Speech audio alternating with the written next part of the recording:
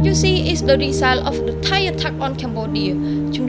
Hello everyone, my name is Patay. I'm a university student at the National University of Management in Cambodia. I speak today as a young Cambodian and as a voice for peace. Cambodia is a peaceful nation and value harmony and life. But peace was broken when Thai attacked Cambodia.